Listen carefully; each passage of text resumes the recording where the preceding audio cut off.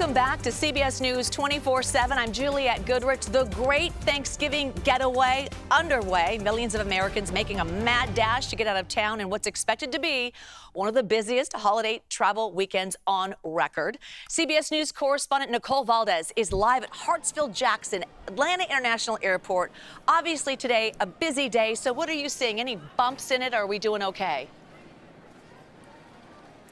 Hey, Julia. Well, the FAA says they expect this to be the busiest Thanksgiving ever. Today alone, we're talking about more than 3 million people expected to take to the skies across the nation. But some good news here at Hartsfield-Jackson in Atlanta. Wait times not nearly as bad as probably a lot of people expected here, not only at the ticketing booth, but over at TSA as well. We do, however, know that the FAA has planned to try to do what they can to prevent as many delays as possible. For now, we're talking about 400 or so nationwide, and a lot of those focused at Denver International, where some of that winter weather is impacting those flights. But they've opened up additional airspace, one that is actually typically dedicated for military use. They're calling it express lanes in the sky. Their hope is that opening up that airspace along the East Coast and the Gulf of Mexico will allow for fewer delays throughout these very busy next few days here. Now, it's going to be really a time will tell situation if that ends up helping, as we see so many flights. In fact, airlines adding several hundred additional flights today alone to try to keep up with demand. But so far, it looks like a lot of happy travelers. Truly, yes. Sometimes you just can't compete with Mother Nature. But I do know that police are upping their presence around Atlanta International and the parking lot as well, not just in the airport. So they must have some extra eyes there for a reason. Yeah, unfortunately, we've got a lot of things to stress about when we're traveling for the holidays, and this might be a new thing to add to your list. It's if you park your car at the airport. Atlanta police telling us this year alone, more than 300 cars have been stolen from the airport parking garages here. We're talking about more than 30,000 available spaces here, so a lot of people park their cars and head out for a weekend or however long their trip is, only to come back and not find their car. It's a problem that police now say they're trying to help mitigate by adding some additional technology like license plate readers and other things like fencing, stop sticks, but of course, increasing patrols, undercover motorcycle officers in those parking garages to try to prevent these thieves from stealing your car. Oh boy, visual increased patrols is always a good thing. And plus, when you're done with the busy trip, sometimes you don't even remember where your car is. All right. Very true. And, you know, it's not just happening here in Atlanta. It's happening in other airports like Denver and Dallas as well, Juliette. Oh, all right. Nicole, thank you so much for your reporting. And it looks so far calm and steady there. So let's now go to CBS News Philadelphia's Josh Sanders with a look at the travel conditions at Philadelphia International Airport. Happy Thanksgiving, happy holidays from Philadelphia. Yet AAA expects a record number of travelers in the coming days for the Thanksgiving holiday. 80 million Americans traveling by road, train, or plane. Here at Philadelphia International Airport, we are seeing lines building as those travelers get ready to go to their destinations. Now, AAA says for travelers to give themselves plenty of extra time to check in with the airlines. They suggest at least 2.5 hours when it comes to your plans. The lines here for TSA is around a 15-minute wait. For pre-check, it's around 10 minutes. AAA is anticipating the busiest day when you're coming home from the holidays to be this Sunday. For now, Josh Sanders, CBS News, Philadelphia. And here is a look at the road conditions in Denver, Colorado. A strong storm dumping heavy snow, making for a dangerous holiday travel commute. An avalanche warning is in effect for parts of the Colorado Rockies. Look at that. You just want to stay hunkered in. For more on this, let's go over to Jess, who's been tracking all of this. You know, that avalanche warning is going to last until Thursday. But as we take a look at conditions over into the Rockies, that same storm system that's bringing in a series of showers and snow off into the northeast for Thanksgiving Day is the exact same system that brought in a series of showers and snow for our friends into the Rockies, and that's expiring today. That winter storm warning that you see in that pink color, issued by the National Weather Service, expires later today around 5 o'clock. But that's not to say that the roads aren't slick out there and you're not going to need to take it slow. No, you still need to be very careful out there. The Sierra, they've been dealing with heavy snow recently, and as we take a look at current conditions, on the bright side, it is starting to taper off, but wow, what a mess it's been earlier this week, at least. So that winter storm warning, like I mentioned, expires later today, but we are still dealing with some snow in northern portions of New Mexico, actually, heading into the overnight hours tonight, early morning hours tomorrow. And like we mentioned just a second ago, that avalanche warning is going to last until Thursday. We watch those winds stay gusty into the evening hours tonight. That could cause some issues out there on the roads, too. Now, taking a look at the snow in the west, we're still expected to see close to around an inch in certain parts of the Rockies, but it is starting to taper off. We continue to keep a close eye on the severe weather stretched all throughout the south. Now, this is another area that's hot spot for marginal risk. Scattered thunderstorms possible throughout areas like eastern portions of Mississippi and all of Alabama just before the day of Thanksgiving. That could cause some issues out there on the roads, too, when it comes to those slick surfaces. So take it slow. Have a good Thanksgiving. Back to you.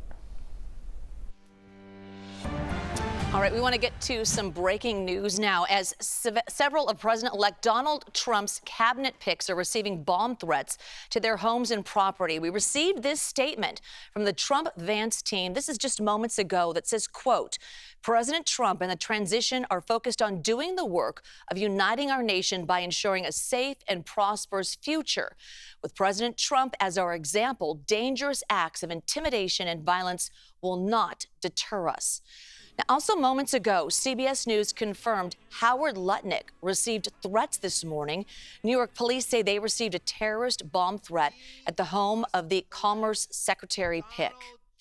UN Ambassador Pick Elise Stefanik releasing this statement earlier today. Her office said, quote, this morning, Congresswoman Elise Stefanik, her husband, and their 3-year-old son were driving home to Saratoga County from Washington for Thanksgiving when they were informed of a bomb threat to their residence. So CBS News political reporter Libby Cathy joins us now for more with what more you can tell us. Thanks for joining us. Yeah, thank you, Juliet. You just kind of outlined some of the targets we've learned so far. And backing up a little bit, that statement from Caroline Leavitt, the incoming White House press secretary, who said that incoming members of Trump's administration, his cabinet, were targeted with death threats, from bomb threats to swatting incidents this morning and last night. Here at CBS News, learning that Howard Lutnick, as you mentioned, Trump's pick for Commerce Secretary, one of those targets. He is also the CEO of Cantor Fitzgerald. We also have learned Elise Stefanik, New York rep, Trump's pick for UN ambassador. Her home in upstate New York also targeted, according to her office. And we've also just learned Florida Congressman Matt Gaetz, he actually just retired his seat and withdrew his name from consideration to be Trump's next attorney general. His home also targeted. Now, Caroline Leavitt said that there were also probably more people, and she was quick to obviously denounce those threats. She also said that this will not deter the Trump administration, that they will continue to carry on with their transition. And of course, I imagine the Biden White House would agree that they would condemn any political acts of violence. Yeah, absolutely. So let's turn now to the transition of power. The Trump team did sign a memorandum of understanding with the Biden White House. Explain what this means and what it means for the transition of power to go forward. Yeah, well, in practice, Juliet, this means that Trump's transition, his picks, can now meet with Biden's counterpart, the incoming administration, meet with the current administration to really kickstart these transition meetings, because come January 20th at noon, the Biden administration will be gone. Now, the Biden White House has tried to get Trump's team to agree to this memo of understanding for the last 2 months. It wasn't until yesterday that incoming Chief of Staff Susie Wiles said that they had come to agreement. She also said that this now means means that landing teams will be deployed to agencies and departments across government. Again, the goal is to ensure that smooth transition. But what's different this time around is these terms that Susie Wiles outlined accompanying with this memo of understanding. I spoke to one expert yesterday who studies presidential transitions, and she said that these terms are really unprecedented and they really raise a host of different transparency and security concerns, Juliet. All right, CBS News politics reporter Libby Cathy. Libby, thank you so much. Fighting between Israel and Hezbollah comes to a halt. Coming up, we have new details on the ceasefire deal now in effect. Coast to coast and streaming worldwide, you're watching CBS News 24/7. We're back in just a minute.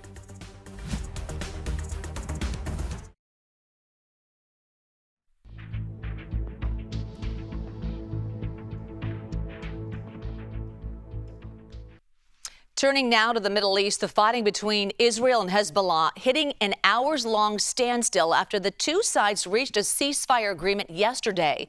The deal brokered by the U.S. and France, prompting celebrations across Lebanon from displaced residents.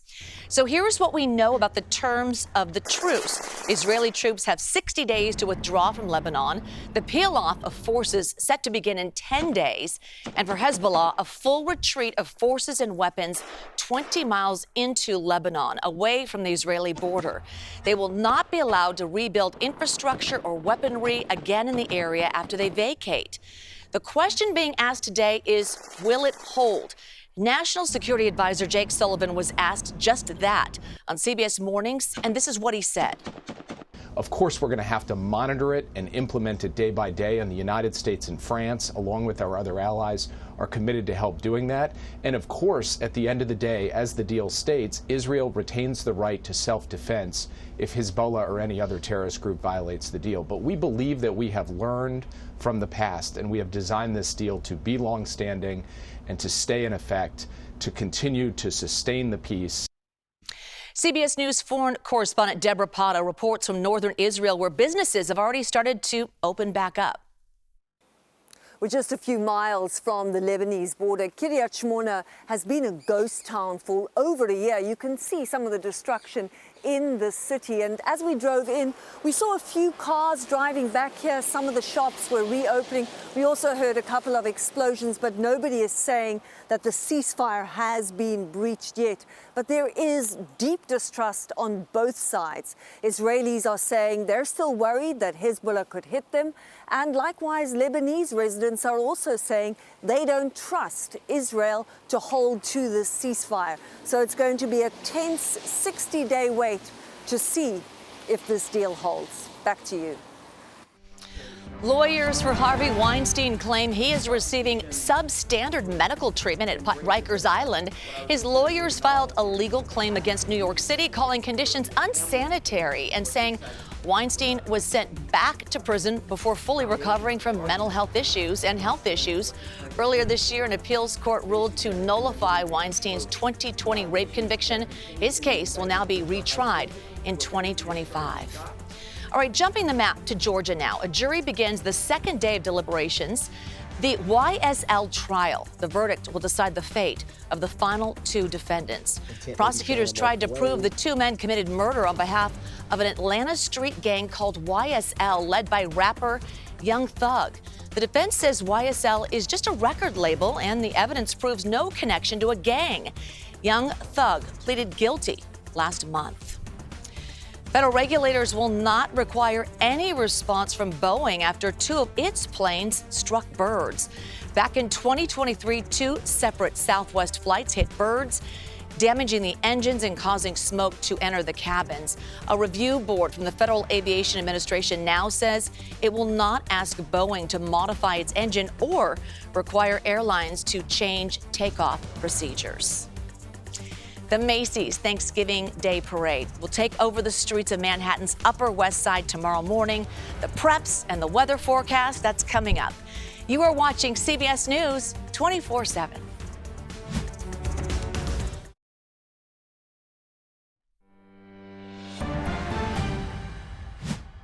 The The Macy's Thanksgiving Day Parade will take over the streets of Manhattan's Upper West Side tomorrow morning. New Yorkers will watch the iconic balloons bring their favorite characters to life, and the magic all starts at the Inflation Zone.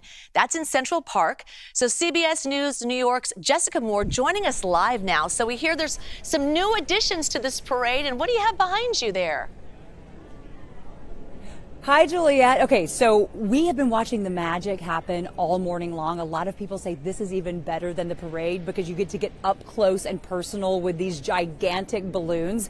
You asked about the new balloons. Look behind me. This is Gabby's dollhouse, one of 6 new balloons. That list also includes Minnie Mouse, who is gigantic, 60 feet tall, Extraordinary Nora and Elf on the Shelf, Marshall from Paw Patrol, and Spider-Man. So a lot of new balloons this year. Some ones that people love to see, like Pokemon, Pikachu, Bluey, the Pillsbury Doughboy, but these new balloons have been a big hit so far. What a fun assignment, I must say. Okay, so we are told that there are some there's some big name appearances tomorrow. So can you tell us a little bit? Can you give us a little sneak peek? We won't tell anybody. No, just all of your millions of viewers. Yes, that's okay. Exactly. Between you and me and the rest of the country. So we know Jennifer Hudson's going to be here. Cynthia Erivo, who of course is like having a moment with Wicked right now. Idina Menzel will be here. T-Pain will be here. That's a throwback to when I was in school, so I appreciate a little T-Pain. But of course, the biggest star of the parade is Santa. There's only one Santa, and he caps off the parade as it ends at Macy's in Herald Square tomorrow. Absolutely. So you're getting the behind the scenes 24 hours or 48 hours before it's all going to take place, actually 24 hours. So what's it like? Is it chaotic? What's it behind the scenes? Give us a little, insight. That's a great question, but it's actually not. I've covered this for about 5 years now, and it seems very calm right now. So what's happening, if you look behind me, this balloon, this Gabby's Dollhouse balloon, just completed inflation. Is there any way, Chris, that you can spin this way? You see these ones, Juliet, these are still flat. Those have not been inflated yet, obviously. But what they do, they have a team of probably 15 to 20 inflators taking this industrial grade helium and taking them from flat pancakes to these gigantic balloons. The Minnie Mouse balloon is as tall as a 5-story building, and then they keep the mesh over top anchored by sandbags overnight so that all of the balloons obviously stay where they're supposed to stay. No one can take them, that kind of thing. And then tomorrow morning they'll remove this mesh netting and they'll take away the sandbags and they'll soar over the city skyline. Yeah, they have it down to a science, clearly. However, there's the unpredictable weather. So if it was today, this looks like it's perfect conditions today. Just saying. It is absolutely gorgeous. I think we nailed it with the timing of the weather for today and today only. Yesterday it was ugly here, and unfortunately our weather people at CBS have been telling us that tomorrow is going to be really ugly. But look, we've seen the Macy's parade go on, rain, shine, snow, sleet. The parade will go on. The issue is the winds. If the winds, sustained winds, go above 23 miles an hour, the balloons can't fly. If they're experiencing gusts more than 34 miles an hour, the balloons can't fly. So that's really what everyone here at Macy's, all the balloon architects, are keeping an eye on right now, just to make sure that those winds stay below that 23 number so that they can fly. And right now, at the last check, it sounds like we'll be okay. But look, people will stand out there, sit out there, no matter what the weather is. As long as the wind cooperates, we'll be good.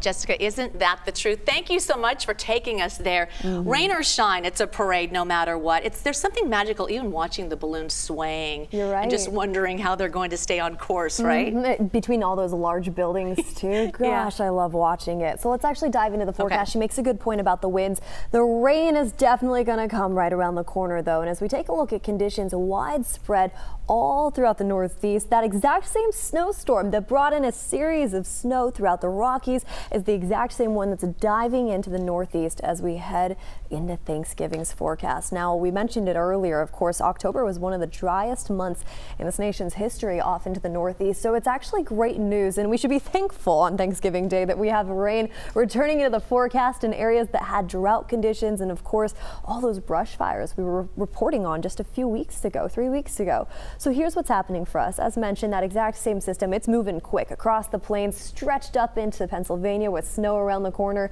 and a lot of rain too. This will be an impressive system that sweeps throughout Thanksgiving Day, bringing in anywhere up to around 3 inches of rain and some gusty conditions too. We'll continue to keep a close eye on those winds as we head into the coming days, but the snow will be pretty impressive in certain pockets of New York. Here's what's happening for us. We're expected to see about a half an inch all the way over into New York City. When it comes to the rain, about an inch of rain over into Boston, but the snow is magical in certain areas like Erie. Expected to get about 14 inches throughout the day on Thursday. It's going to be impressive as that cold air mass sweeps through, bringing in that lake effect snow throughout certain parts of New York. Lots is happening over there. Right, just hunker in and be safe. Watch the parade if you can, indoors.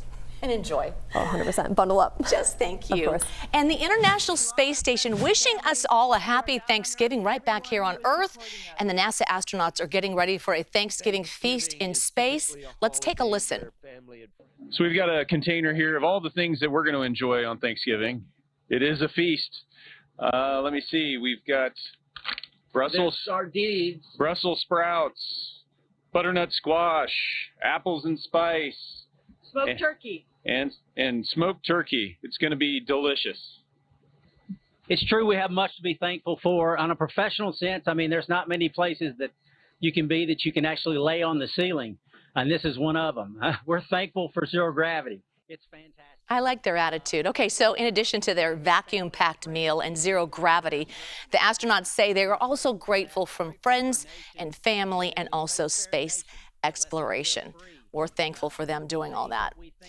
Okay, millions of people heading to their Thanksgiving destination as we speak. So we're going to check out some of the airports when we come back. Coast to coast and worldwide, you're watching CBS News 24/7. We'll be right back.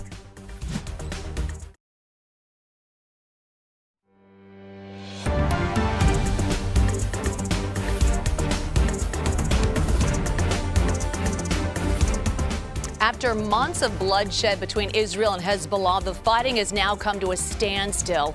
President Biden and Israeli Prime Minister Benjamin Netanyahu announced an agreement to a ceasefire deal yesterday. That's sparking tears, hugs, and celebration across Lebanon as displaced families begin their trek back home. The terms of the agreement include this: 60 days for a full withdrawal of Israeli troops, the peel-off of forces set to begin in 10 days. And for Hezbollah, a full retreat of forces and weapons 20 miles into Lebanon away from the Israeli border. They will not be allowed to rebuild infrastructure or weaponry again in the area after they vacate. BBC Middle East correspondent Lena Sinjab is in Beirut joining us now. Thanks for joining us. I know that we are certainly getting word of celebratory shots ringing out in the air after Beirut announced that the ceasefire went into effect. Many who were displaced, though, are already returning to their homes despite being told to wait. So what are people being told and how are they feeling on the ground right now?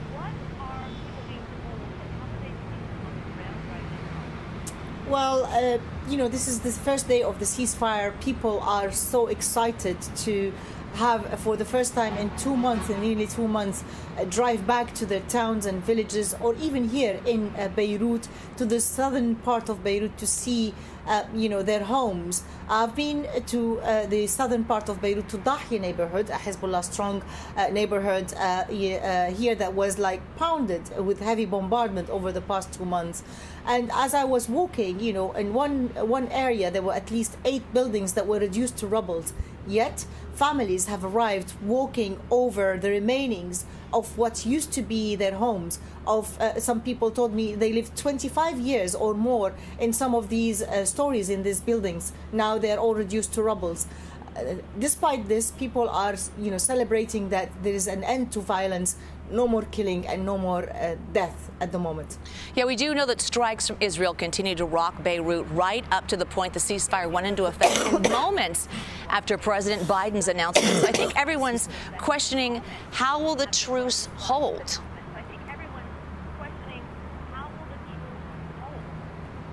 This is a very big and important question. I think the Lebanese people, who from the beginning made it clear they don't want this war to happen, are really holding high hopes that both sides will respect the details of this agreement, that no violations will take place. The international community, the UN with UNIFIL, will be monitoring the situation over the coming 60 days, headed by both, observation from US and France as well.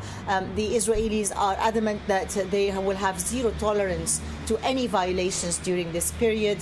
But also Hezbollah is in a different position today. It had a big blow to its power, to its leadership, to its structure. And many people inside Lebanon also blame Hezbollah for the high price that the country had paid. Don't forget that we've had like almost 1.2 million displaced in the past 2 months, and nearly 4,000 killed over the past year, most of them killed in the latest round of violence. And people cannot tolerate any more destruction. This is a country already struggling with its economy. It went through several crises over the past 4 years, including a port explosion. And all what they want now is to pick up their pieces and start again in a normal way. BBC Middle East correspondent Lena Sinjab. Lena, thank you so much. All right, now to the Thanksgiving travel crush. Nearly 80 million Americans are traveling this Thanksgiving, with the majority hitting the roadways. So if you're getting ready to pack up and head in the car and take off, well, you better leave soon. AAA says this afternoon will be the worst time to hit the road. And if you're heading to the airport, be prepared for those long lines. TSA expects to screen nearly 3 million passengers today alone. So we do have reporters spread out all across airports across the country. WPEC reporter Danny Travis is in West Palm Beach, Florida. You already know the drill. I'm out here at the airport every holiday, keeping tabs on what the TSA lines are looking like ahead of what's expected to be a record-breaking travel day. Now, the crowds are really coming in waves. Of course, we have times when lots of people are coming at once, leading to long lines here at TSA.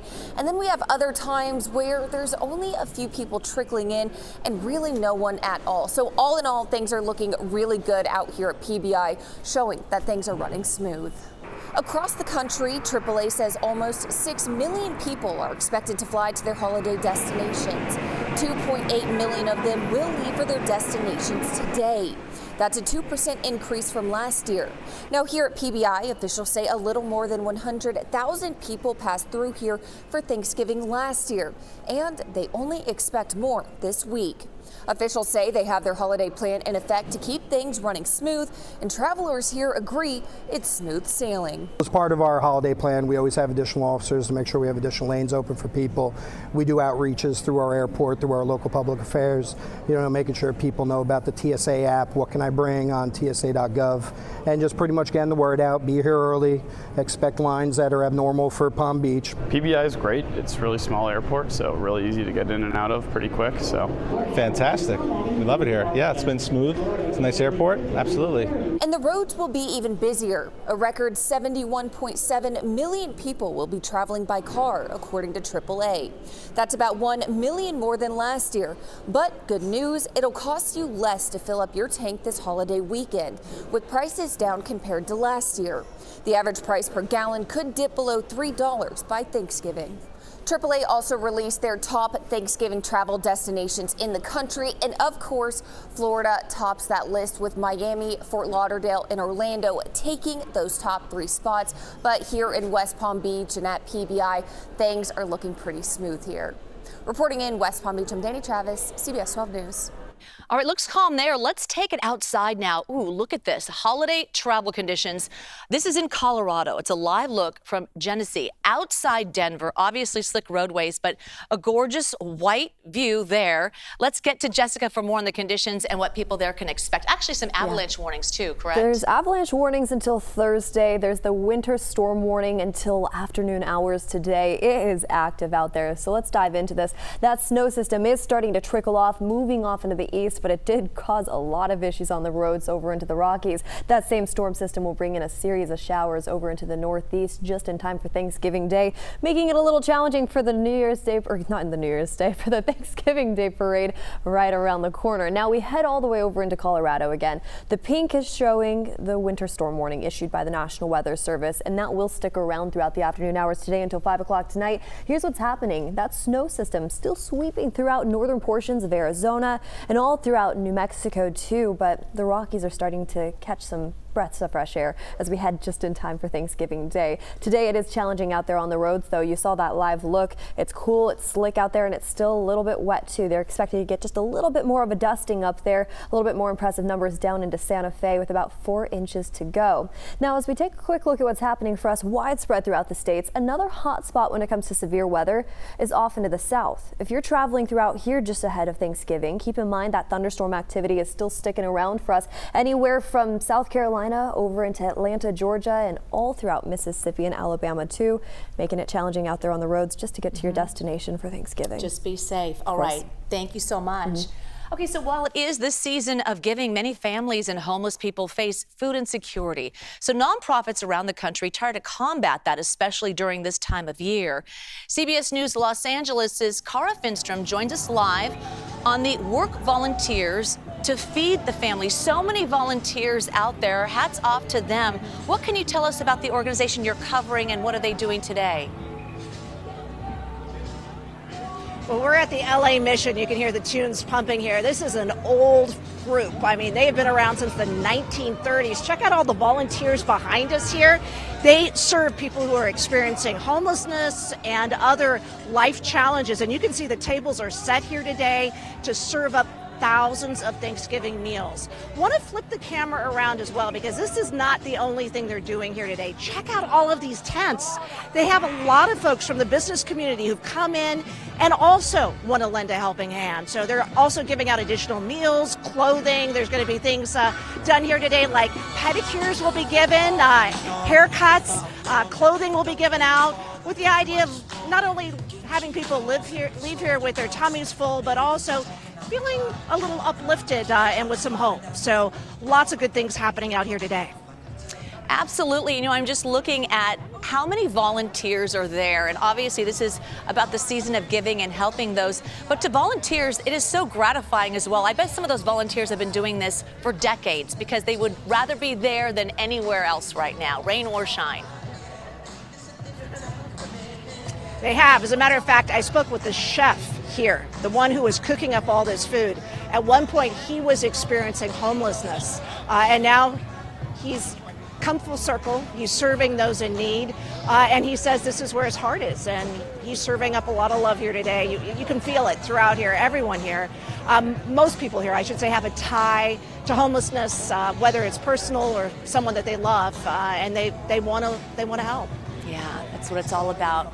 Cara Finstrom in Los Angeles. Cara, thank you so much. In other news, 3 Americans detained in China for years are now free. The work to get them home. This is CBS News 24/7.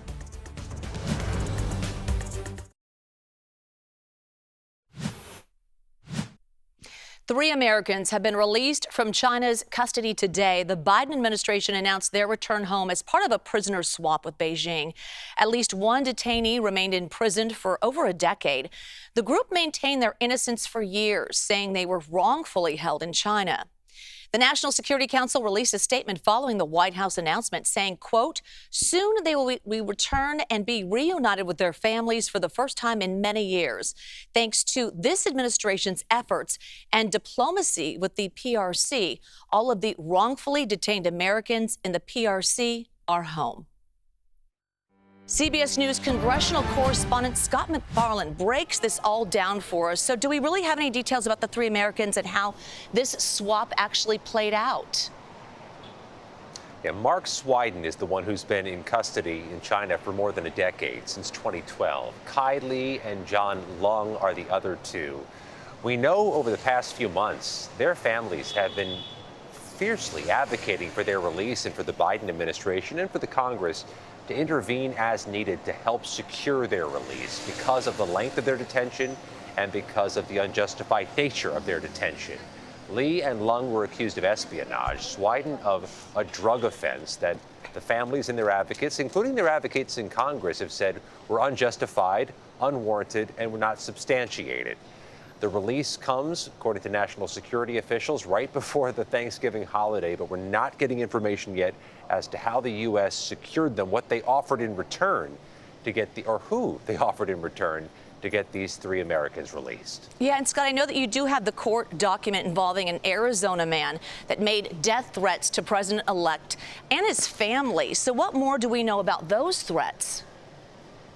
A much different case. Manuel Tamayo Torres is from the Phoenix area, charged now in the federal court system in Southern California, accused of making a threat or a series of threats against the president-elect. And according to the 16-page court filings, these were vulgar, violent threats directed towards Donald Trump. What's more, Tamayo Torres is facing a series of firearms charges. According to the prosecutors, he made unlawful, untruthful statements to secure the purchase of guns, while alleging that he didn't have a criminal past and wasn't deemed a threat previously in his life, where the prosecutors say he does have a criminal past and has been accused of menacing and harassing others in the past and making those gun purchases illegal. There is no listed defense attorney yet for Tamayo Torres. No plea has been entered. No comment can be received yet about these accusations, but they are particularly striking accusations in the wake of the 2 assassination attempts against Donald Trump, another violent threat allegedly made against him. Scott McFarland. Scott, thank you so much. We continue watching that breaking news from the Trump-Vance team. They say several cabinet picks are receiving bomb threats to their homes and property. And the transition team released this statement about those threats. It says, quote, President Trump and the transition are focused on doing the work of uniting our nation by ensuring a safe and prosperous future. With President Trump as our example, dangerous acts of intimidation and violence will not deter us. CBS News confirmed Commerce Secretary pick Howard Lutnick was one of those picks threatened. New York police say they received a terrorist bomb threat at property owned by Lutnick. UN Ambassador pick Elise Stefanik also releasing this statement earlier today. Her office said, quote, this morning, Congresswoman Elise Stefanik, her husband, and their 3-year-old son were driving home to Saratoga County from Washington for Thanksgiving when they were informed of a bomb threat to their residence. And also this just in, Okaloosa County Sheriff's Office confirming they were notified of a bomb threat against former Congressman Matt Gaetz's former mailbox just this morning. We want to note Gaetz does not live at that property. A family member of Gaetz currently resides in the home. Police cleared the mailbox and no devices were located. And EPA pick Lee Zeldin tweeted this moments ago. He says, quote, a pipe bomb threat targeted me and my family at our home today, was sent in with a pro-Palestinian themed message. My family and I were not home at the time and are safe. We are working with law enforcement to learn more as this situation develops. We are thankful for the swift actions taken by local officers to keep our family, neighbors, and local community secure. We will certainly bring you more on these threats as it comes into our newsroom. In Utah now, new evidence in Corey Richins' murder case claiming she requested fentanyl from multiple sources, including a handyman, prior to her husband's death. That's key for prosecutors who accuse Richins of poisoning her spouse with the deadly drug. Richins' case gained national attention after police arrested her last year, shortly after writing a children's book on grief. Her trial begins on April 28th. A passenger on board a United flight from Austin to LAX woke up to a man having a violent outburst across the aisle. Gino Galafaro shot this on his phone, this video you see. Then Galafaro stepped in to restrain the man using a seatbelt and zip ties from a flight attendant. It turns out Galafaro is actually the CEO of a substance abuse intervention center. He learned the man struggles with drug addiction and he decided to help out. You know, regardless if this video is getting out everywhere, I don't really care about that. I was able to talk to him today while he was in the hospital, and I'm working on getting him into treatment and getting him some help that he needs. Galafaro says he hopes the story will then spark a deeper conversation on the grim reality of substance abuse. Our monitors now take us to Connecticut, where a pilot died in a very small plane crash doing something that he just absolutely loved. The sheriff's office says the pilot, Suk Kim, was a dog rescuer transporting some rescue dogs from Maryland to Albany, New York on Sunday. The plane crashed in the snowy woods of the Catskill Mountains. 2 dogs survived the plane crash, and they are now receiving treatment at an animal hospital.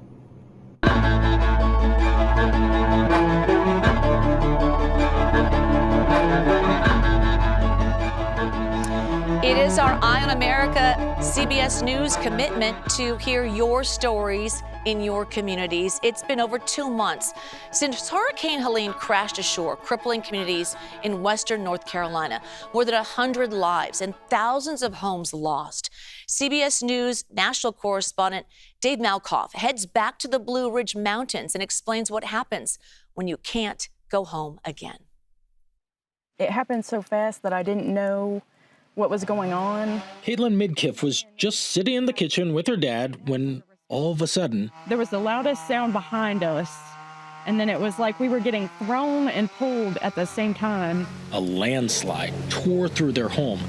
They were buried in the mud for 3 hours. The dishwasher hit me in the face. The refrigerator would have killed me, but it's up against the tree right now. Caitlin's dad, Bill, was critically injured, broken neck, fractured back, life-threatening cuts. And he's a liver transplant patient, so he didn't have his medicine for 3 days. A Black Hawk helicopter lifted Bill to safety after 3 days. Because I thought I'd either die of liver failure or gangrene. Our house was up there. This is where their home stood for 30 years. So it's weird to be here and like the house is not where it's supposed to be. That little creek did all this damage. We drove the recently reopened roads with independent geologist Jennifer Bauer. The road is getting tighter and tighter. Deep into Appalachia, she's looking for evidence of landslides like the ones that devastated the Midkiffs to determine if it's still safe to live here. The debris flows will travel down the slope like this one did. Geologists are now using cutting-edge computer scans to identify areas prone to future landslides. Stronger, wetter storms driven by climate change are increasing the severity and frequency of landslides. We have these purple areas that are where this type of fast-moving landslide, where they might start. Some of it is really soft, loose. She sees more than 1,300 square miles in western North Carolina that should never be built on again, an area almost as big as Rhode Island. The state counted more than 11,000 damaged homes, with more than 1,000 marked as destroyed. The Midkiffs are losing more than a house. No, they said this is probably going to be all condemned by the county. They just learned their land is no longer stable enough to build on. They have no choice but to move. They're hoping FEMA will assist in buying them out, but it's too early to know if and how many homeowners will get that financial help. When I married my wife, I told her to pick out a house. We bought that house. We've raised all our daughters in it. You know, that's our life. That's all my grandson has known. But life goes on. The only life he's ever known changed when the ground disappeared from under his feet. For Eye on America, Dave Malkoff in Black Mountain, North Carolina. As the saying goes, beauty is in the eye of the beholder. So a new sculpture across the pond now proving just that point. Environmental artists Mark and Rebecca Ford loved watching their latest project take shape on the south coast of England. But after the big reveal, some said it looked like a certain emoji. So the couple descended their artistic vision. They say a periwinkle sea snail served as inspiration for that piece. Art is art.